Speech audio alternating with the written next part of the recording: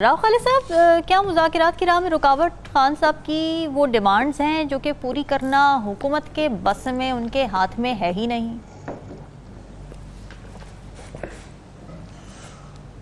खान साहब की जो डिमांड है वो क्या है बुनियादी तौर पे हम देख लेते हैं। वो कहते हैं 9 मई का जुडिशल कमीशन बनाएं। ठीक। वो कहते हैं सुप्रीम कोर्ट जो है वो इंतखाबात के हवाले से जो है या वैसे अदरवाइज उस पर वो कह रहे हैं जी तहकीकात और जुडिशल कमीशन और सारा उस पर फेयरनेस का जो है वो किया जाए। तीसरी चीज़ वो कह रहे हैं इंसानी हकूक़ की जो पामालियाँ हुई हैं, सुप्रीम कोर्ट में पटिशन है हमारी, सुप्रीम कोर्ट वो सुने अभी भी उन्होंने कहा।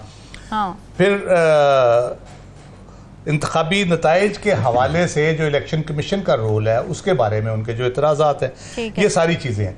और ये मसले इन मसलों का अगर हल निकलता है तो वो हुकूमत तो फिर फारिग है उसमें।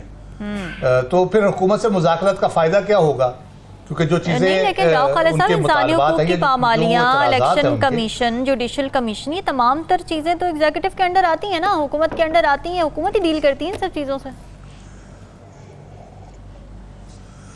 जी बिल्कुल करती है, लेकिन वो क्यों करेंगे? क्योंकि इसके नतीजे में तो उनके पल्ले कुछ नहीं रहना, फिर हुकूमत तो फारिग हो जाएगी ना। अच्छा, बात ये आप मैं एक सिंपल सी मिसाल देता हूँ।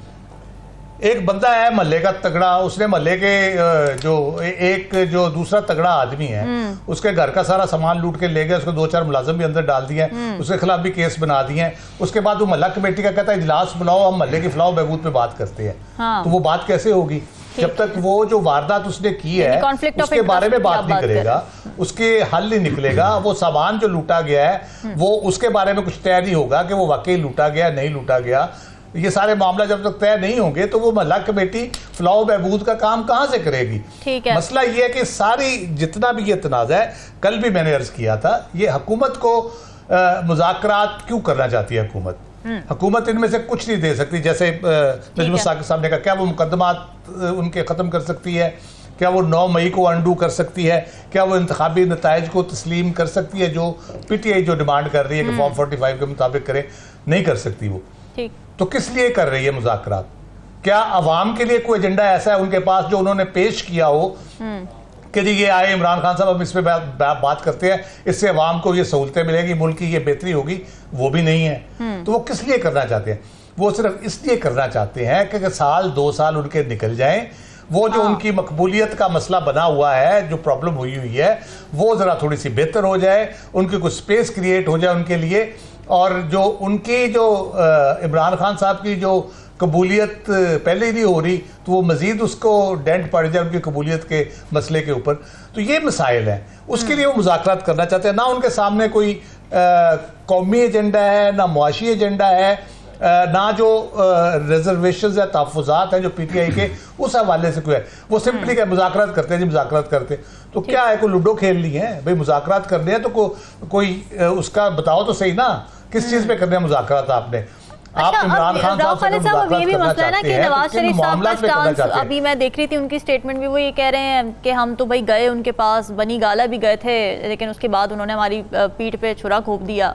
फिर उसके बाद अभी भी हम कोशिश कर रहे हैं वो हमारे साथ मुज़ाकरात करें। एक तरफ ये थोड़ा सा धीमा स्टांस नजर आ रहा है नवाज शरीफ साहब का, लेकिन दूसरी तरफ राना सनाउल्लाह साहब कह रहे हैं कि केसेस बनने जा रहे हैं। तो अब केसेस बनेंगे तो फिर मुज़ाकरात कैसे होंगे? अब यही है ना कि आप कहते हैं जी मुज़ाकरात करें, वो कहते हैं हाँ जी करते हैं, आप उधर से कस के थप्पड़ मारते हैं और कहते हैं हाँ जी शुरू करें मुज़ाकरात। तो वो क्या आपको आगे से जवाब देगा? बंदा वो कहेगा कि ये दूसरी तरफ भी थप्पड़ मारो, वो जवाब नहीं देगा आपको, आगे से आपको घूसा नहीं मारेगा वो। और फिर उसको पता है कि आपकी गवर्नमेंट नहीं चल पा रही, आप नहीं, कोई एजेंडा भी नहीं है आपके पास, कोई रोड मैप नहीं है, इंटरनेशनली जो आप कोशिश कर रहे हैं वो भी आपसे नहीं हो पा रहा, तो वो क्यों आपको स्पेस देगा? सियासत में वो क्यों इतना आपको लीवे देगा कि आप आराम से 2, 2.5 साल 3 साल निकालें और उसके बाद फिर मजीद केसेस में सजा दे के उसको 10 साल और अंदर रखे? तो वो क्यों देगा? ये टाइम है इमरान खान के पास, तो यही टाइम है कि वो प्रेशर जो बिल्ड हो रहा है उसके नतीजे में उसको रिलीफ मिल रहा है, उसको नजर आ रहा है मुझे रिलीफ मिल रहा है। और कल भी मैंने कहा कि उसको लग रहा है कि मेरे साथ जितना ये करते जा रहे हैं मेरी तो मकबूलियत बढ़ती जा रही है, इलेक्शन जब भी होंगे तो मैं और ज्यादा सीटें जीत जाऊंगा। तो कब तक आप उन रिजल्ट को चेंज करते रहेंगे? कब तक आप इस तरह से धौंस धांधली से मामला को चलाते रहेंगे? मुल्क है ये, ये कोई मजाक नहीं है, दुनिया देख रही है आपको, दुनिया का फोकस है आपके ऊपर, और दुनिया में अजीबोगरीब वहाँ पे इंटरनेशनली अभी अमेरिका में किस किस्म के सवालात हो रहे हैं वहाँ प्रेस ब्रीफिंग में, तो मजाक बन रहा है आपका। तो आपको मामलात को ठीक करने की जरूरत है। मैंने 2 हफ्ते पहले कहा था नए इंतखाबात के अलावा कोई हल नहीं है। अगर आपने मुज़ाकरात करने हैं तो नए इंतखाबात के हवाले से रिफॉर्म्स, इलेक्टोरल रिफॉर्म्स प्लस नए इलेक्शन कब आपने कराने हैं, उस पर आप जाएंगे तो ये मामला हल होगा। वरना ये सारी चीज़ें आप करते हैं मुल्क की।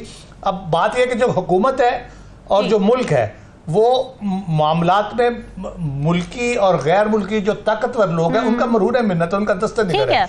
जब तक उनकी आशीर्वाद नहीं होगी, उनकी हाँ नहीं होगी, उनकी विलिंगनेस नहीं होगी, ये मामलात मुज़ाकरात वाला आगे बढ़ ही नहीं सकता, और बगैर एजेंडे के तो बिल्कुल ही नहीं बढ़ सकता। राव खालिद साहब, बड़ा सिंपल सा मेरा सवाल है, ये एंटी डिसइंफॉर्मेशन बिल है या फिर एंटी फ्री प्रेस? ये मुझे तो इस कानून की सच्ची बात है कोई समझ नहीं आई। मैं जैसे जैसे पढ़ता जाता हूँ कंफ्यूज होता जाता हूँ कि इसका पर्पस है क्या बुनियादी तौर पे। जो फौरी तौर पे इसका मकसद नज़र आता है, जैसे ये बिल पेश हुआ उसके फ़ौरन बाद पंजाब कैबिनेट बैठी और उन्होंने कोई इमरान खान साहब के खिलाफ कोई केस बनाने की बात की और चीज़ें इसे करके जिस तरह किया गया, तो लगता है फौरी वजह तो इसकी ये है कि कोई इमरान खान साहब को घेरना है। उसके लिए कोई कानून साजी, पर्सन स्पेसिफिक काइंड ऑफ कानून साजी की गई है। दूसरा, इसमें सबसे पहले तो मैं पीपल्स पार्टी की जरा 2 नंबरी की बात कर दूं। जी। उन्होंने बड़े जमहूरियत और इंसानी हकूक़ के अलमबरदार वो बनते हैं, दावे करते हैं, और किसी हद तक हम लोग यकीन भी करते हैं कि उनका कुछ रवैया ऐसा रहा है कि वो हैं। लेकिन इस बिल के ऊपर उन्होंने खुल के मुखालफत की। गवर्नर साहब ने भी कहा कि जी मैं इस पे साइन नहीं करूंगा, वापस भेजूंगा इसको रिकंसिडर करने के लिए, ये ठीक नहीं है। उसके बाद अचानक पता चला कि जी गायब हो गए हैं वो। गवर्नर साहब छुट्टी पे चले गए हैं और एक्टिंग गवर्नर जो है स्पीकर पंजाब असेंबली, मलिक अहमद खान साहब ने उस पर दस्तखत फरमा दिए हैं, तो वो बिल बन गया है। तो ये क्या, आसिफ जरदारी साहब से तो हमें ये तवक्कुआत नहीं है कि वो इस किस्म की चीज़ों को रजिस्ट करेंगे, लेकिन बिलावल के बारे में तो बड़ी मेरी ज़ाती तौर पे ये थी कि वो ज़रूर रजिस्ट करेंगे इन चीज़ों को, इस किस्म के इन्फ्लुएंस को, इस किस्म के चीज़ों को, जिससे आज़ादी इजहार राय के ऊपर कदगन लगे, या ऐसा कानून जिसकी पाकिस्तान में मिस यूज़ ऑफ लॉ का तो बहुत कॉमन है, जो प्रॉब्लम सबसे बड़ी है। तो उनको ये भी पता है कि मिस यूज़ इसका हो सकता है, वो खुद भी इसकी जद में आ सकते हैं। और हमारे यहाँ जिस किस्म की गुफ्तगू होती है, जिस किस्म की बात की जाती है, आप यानी आम शख्स की गुफ्तगू से लेके मसाजिद के खुतबात और उसके बाद हम पार्लियामेंट की तकरीरें, उसमें जिस किस्म की हम कह ले के एतराज़ करते हैं, जिस किस्म के हम इल्ज़ामात लगाते हैं एक दूसरे के ऊपर, और जिस किस्म की बातें करते हैं, तो मेरा ख्याल है आधा पाकिस्तान तो जेलों में होगा अगर इसके बिल के एन लेटेंट स्पिरिट पे आप चले। लेकिन मेरा नहीं ख्याल कि इसके लेटेंट स्पिरिट पे चलेंगे, कुछ मखसूस टारगेट किलिंग होगी इसके साथ जो भी होगा। ठीक है जी एग्जैक्टली। उसके बाद इसका दूसरा जो फ़ायदा होगा वो ट्रिब्यूनल की तश्कील जो है वो माशाल्लाह बड़े ज़बरदस्त, मेरी उम्र के लोगों को बड़ा फ़ायदा होगा, क्योंकि 70 साल तक रिटायरमेंट एज कर दी है इसमें। और ऐसा बंदा, ऐसा वकील जिसकी प्रैक्टिस नहीं चल रही, फारग हो गया है, वो रिटायरमेंट भी ले चुका है वकालत से, वो बन सकता है इसका। वो सिर्फ ये चाहिए कि उसकी क्वालिफिकेशन होनी चाहिए कि वो आला अदलिया में जज अपॉइंट होने के लायक हो, यानी 15 साल की प्रैक्टिस हो, जो एक रिक्वायरमेंट है बुजुर्गों के हुकूक की, तो वो बड़े उनकी मौजें हो जाएंगी सारी। जी बिल्कुल। और उसमें डिस्क्रिशन बड़ी है इसमें। फिर इसमें जो डिस्क्रिमिनेशन है वो बड़ी अजीबोगरीब किस्म की है। कुछ तो कॉन्स्टिट्यूशनल ओहदे हैं जिनको ऑलरेडी आइन में तहफ़्फ़ुज़ है, उनके बारे में आप फ्लोर ऑफ द पार्लियामेंट में भी बात नहीं कर सकते, लेकिन लोग करते हैं फ्लोर ऑफ द पार्लियामेंट के ऊपर उनके बारे में। वो तो कॉन्स्टिट्यूशनल ओहदे अपनी जगह पे, लेकिन उसमें और भी बहुत सी मुकद्दस हस्तियां शामिल कर दी गई हैं। जैसे लीडर ऑफ द अपोजिशन भी आ गया है, प्राइम मिनिस्टर भी आ गया है। अब प्राइम मिनिस्टर जवाब दे अवाम को, क्योंकि अवाम कोई भी तकलीफ पे इंडिविजुअल भी हो सकता है, ग्रुप भी हो सकते हैं, जी वो जवाब दे, उन पर बात होगी, तनकीद होगी, जायज़ नाजायज़ हर किस्म की तनकीद होती है, दुनिया भर में होती है, किस किस्म की बातें नहीं की जाती उनके बारे में। तो वो सारे वो फिर ये मुकद्दस हस्तियाँ अगर करार पा जाएंगी तो फिर किस तरह से मामला चलेंगे, ये सारे आगे। उसके बाद उसमें माइनॉरिटीज़ और फीमेल के लिए भी डिस्क्रिमिनेशन है। कि उनके लिए वकील भी वो ले सकते हैं वहाँ से, और उनके स्पेशल ट्रीटमेंट है उनके लिए उस कानून के अंदर। जब कानून की नज़र में सब बराबर हैं तो ये एक कह ले कि स्पेशल क्लास की उसमें शामिल की गई है कि उसको इस तरह से किया जाएगा। फिर आपने कानून शहादत निकाल दिया, गवाही का चक्कर ही कोई नहीं उसमें, आपने गवाही देनी नहीं है। और अगर ट्रिब्यूनल समझता है कि आप सजावार हैं तो उसमें जो अच्छा, इसमें मजे की बात है पिटिशनर या वो कंप्लेनेंट नहीं है, हाँ इसमें क्लेमेंट है। मैं अच्छा, क्लेम कर रहा हूं कि मेरी इज्जत दागदार हुई है और जज समझता है कि मेरी इज्जत दागदार हुई है तो वो जुर्माना कर देगा, और वो जुर्माना आपको जमा कराना है, उसके पहले आप अपील में नहीं जा सकते।